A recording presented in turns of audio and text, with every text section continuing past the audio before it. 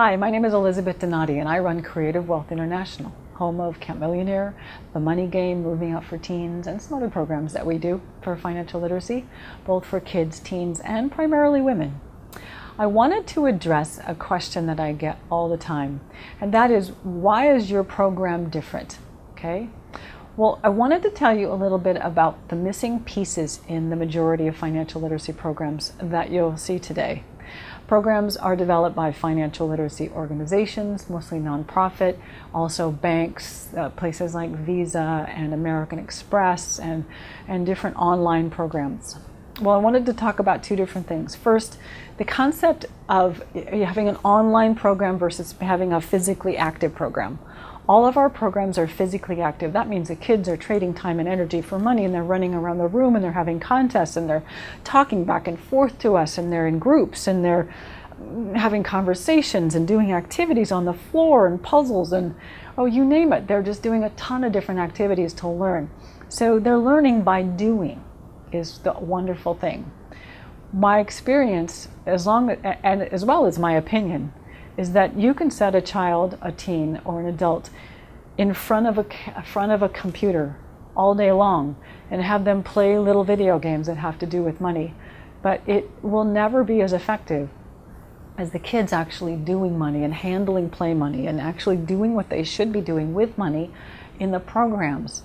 That's what works. Now, the second part I wanted to talk about is the missing pieces in those other programs. There's several. The first and foremost, I find, is this huge piece of investing, right?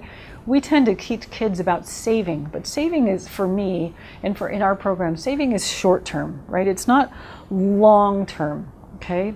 It's not the accumulation of money over the long period. It's not the taking of money and actually buying what we call the 3 pillars of wealth, or assets: real estate, stock market, business, so that those things actually feed you what we call passive income in your future, so that you can live and you can work because you want to and not because you have to, as T. Harv Eker likes to say in his programs. So the cool thing is that we really bring a lot about investing and why the passive income is so important.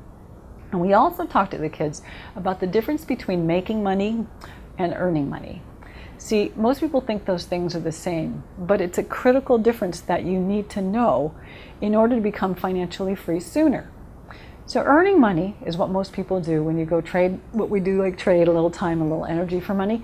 That's earning money. So here's the thing. When you work an hour at a regular job, you get paid for that hour, and you generally don't get paid for that hour again, right? Right. If you have a job and you have an employer, you're earning money. Now, I make money.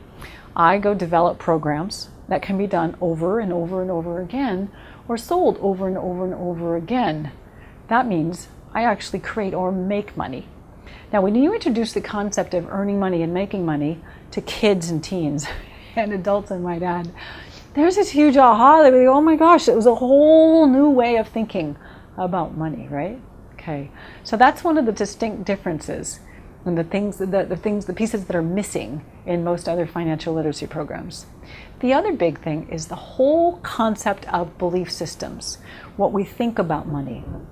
See, we teach in our programs that what you believe leads to what you think, and what you think leads to how you feel, and what you feel leads to your actions, and your actions actually result in, what happens in your life, obviously.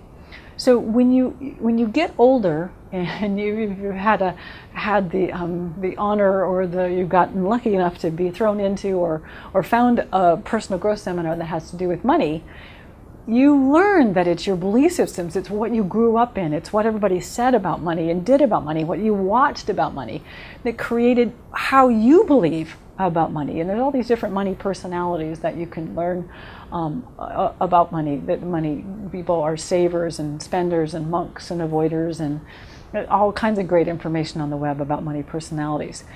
But the belief system concept, and looking at the difference between rich people and poor people, and really they're just, rich people are people with money and poor people are just poor people without money, and not attaching judgment and all kinds of descriptors that usually are negative, believe it or not, to people that have money. So we really touch about that a lot. We talk about habits, financial habits. We do this whole big thing.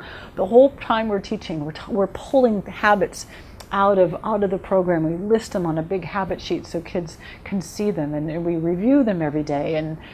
And so that's there's a couple of things that are really important that are missing in other financial literacy programs that you will find in both Camp Millionaire and the Money Game and the Moving Out program and the women's program called Celebrating Women in Wealth.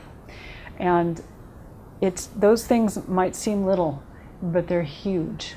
And they really make the difference between kids getting a little picture of financial literacy or getting the whole picture. And quite honestly, I wish I'd gotten the whole picture when I was young, and I bet that you also wish that you'd gotten the whole picture when you were young. So I'll talk to you again soon, and remember, the most important thing that we teach in camp, and something to do every day, is to pay yourself first. So I will talk to you soon. Thanks for visiting.